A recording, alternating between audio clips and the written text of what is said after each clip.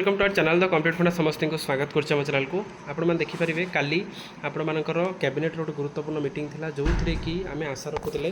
Teacher मान समस्या उपर बहुत सारा जिनस आलोचना करा जो थी कि आपण मानकर पूर्व प्राथमिक शिक्षक महासंघ तरफ जो आंदोलन होता जो थी कि आपण मानकर चीफ व्हिप जे थे सरोज प्रधान सार जे कहते कि माननीय मुख्यमंत्री खूब शीघ्र बजेट अधिवेशन आपणकर मौसुमी अधिवेशन पूर्व गोटे गुरुत्वपूर्ण डिसीजन उपर करें आलोचना बा अनाउंसमेंट हो पाए तेणु से आम समस्ते आशा रखी कि कैबिनेट मीटिंग जोटा आपणकर थिला कैबिनेट मीटिंग रे गोटे गुरुत्वपूर्ण आलोचना हम निश्चित आलोचना हम कारण जो अनुसार सरकार टीचर मानक प्रमिश करते आशा करा समस्ते पॉजिटिव थिले कि कैबिनेट मीटिंग रे आपण मानकर गोटे गुरुत्वपूर्ण डिसीजन जोटा आपण मानकर होगापाई माने करुले आम आशा रखुले किंतु आपण मानकर जदि आम देखा कैबिनेट मीटिंग आपण मानकर रिजल्ट आसी सारी तो जो कोट ना कोटी टीचर मानक ये जिनसटा निश्चित बाधिब तो प्रेस रिलीज देखिए चलते कौन अच्छे अपडेट तो वीडियो को स्टार्ट करें शेष में आलोचना करवा केबे आपण मानकर एटा हो पारे जो धोका प्राइमरी शिक्षक मानक लगी जो आपण मानकर जिनस लगी निश्चित कोट ना कोटी सरकार एटा प्रेसर पकेब से पुणी आगू जो आंदोलन हम निश्चित सरकार ये दायी रही देखो स्टार्ट करें वीडियो स्टार्ट करा गोटे बहु मात्रा वीडियो शेयर करेंगे चैनल को न आसले चैनल को सब्सक्राइब करेंगे देखो प्रेस रिलीज होती जोटा कि आपण मानकर देखूँ केजी टू पीजी जोटा एजुकेशन स्कीम जोटा school and mass education in the landmark decision towards the fulfilling the state government commitment KG to PG जो फ्री एजुकेशन जोटा माननीय मुख्यमंत्री घोषणा करते Odisha cabinet is approve the new scheme Gyanodaya जोटा कि आपंकर शिशु जोटा आप ओडिया प्रेस मीट अच्छी जो थी कि राज्य कैबिनेट एक ऐतिहासिक निष्पत्ति नहीं ज्ञानोदय शिक्षा समृद्धि योजना अनुसार राज्यर सरकारी और बेसरकारी अनुदान प्राप्त शिक्षानुष्ठान गुड़िक अध्ययनरत छात्र छात्री मानक केजी रु पीजी पर्यंत शिक्षा सुलभ मूल्य उद्दिष्ट यह पदक्षेप ग्रहण करा यही योजना अनुसार 2026-27 शिक्षावर्ष रु सरकारी और सरकारी अनुदान विद्यालय नवम और द्वादश और राज्यर विश्व सरकारी विश्वविद्यालय सरकारी अनुदान प्राप्त महाविद्यालय नियमित यूजी और पीजी पाठ्यक्रम अध्ययनरत योग्य छात्र छात्री मैंने नामलेखा शुल्क संपूर्ण रूपे छाड़ कर आपंकर टोटाल पैसा दिज्व ना केजी रु अष्टम पर्यंत शिक्षा पूर्व निःशुल्क थिबा बेले एही माध्यम राज्य सरकार केजी रु पीजी पर्यंत निःशुल्क एक सशक्त स्थापना कर जदिव आपंकर स्कीम भल तापर देखा कौन अच्छी आर्थिक समस्या जो कौन विद्यार्थी जपर शिक्षित शिक्षार वंचित न होती ता नहीं यही योजनार मूल उद्देश्य विशेषकर आर्थिक दृष्टि को दुर्बल और पछुआ परिवार छात्र छात्री मैंने यही योजना माध्यम माध्यमिक उच्च मध्यमिक और उच्च शिक्षा पर्यंत निरंतर अध्ययन जारी रखा सुजोग पाइबे या फल पाठपढ़ा अधार छाड़ी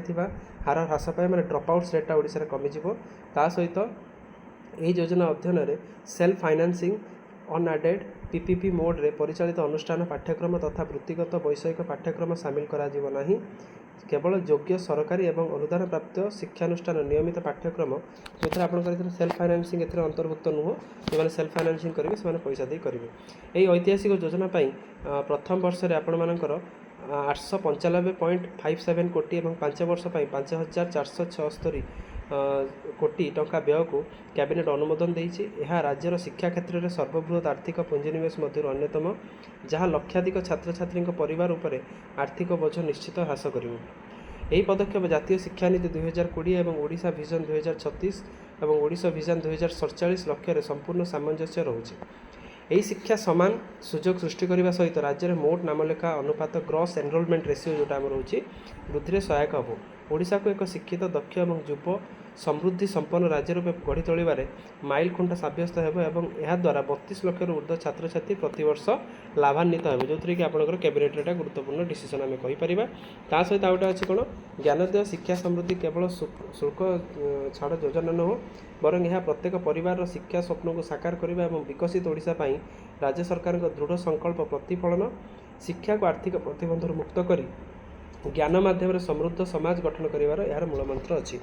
जदिव आपर स्कीमटा गोटे बहुत भल स्कीम आम कहीपर बहुत भल कारण जदि गोटे छुआ पाठ पढ़ाई जाऊला कौट ना कौटी पैसा बाधक सृष्टि होता जो थी कि ओडिशा गवर्नमेंट जोटा नुआ स्कीम जोटा यूजी टू पीजी जो स्कीमटा कौट ना कौटी समस्त गरीब परिवार समस्त मध्यवित्त परिवार मानक एटा कौट ना कौटी फाइनान्शियली आपण राहत दब किंतु जदि जो मैंने शिक्षार मानदंड आम कहीपर प्राइमरी टीचर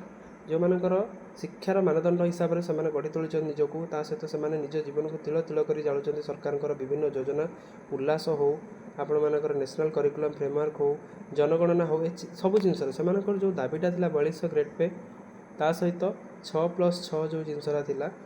ଯେଉଁଟାକି ଆନ୍ଦୋଳନ ସମୟରେ ଯେ ସରକାର ଦଳର ମୁଖ୍ୟ ସଚେତକ କହିଥିଲେ କି ସରକାର ବିଗ୍ ଆନାଉନ୍ସମେଣ୍ଟ କରିବେ ଆପଣଙ୍କର ବିଫୋର୍ ମୌସୁମୀ ଅଧିବେଶନ, ତା ପୂର୍ବରୁ ଆନାଉନ୍ସମେଣ୍ଟ କରିବେ। ତା ପୂର୍ବରୁ ଏଇଟା ଗୋଟେ କ୍ୟାବିନେଟ୍ର ଗୋଟେ ଗୁରୁତ୍ୱପୂର୍ଣ୍ଣ ବୈଠକ ଥିଲା, ଆମେ ସମସ୍ତେ ଆଶା କରୁଥିଲେ।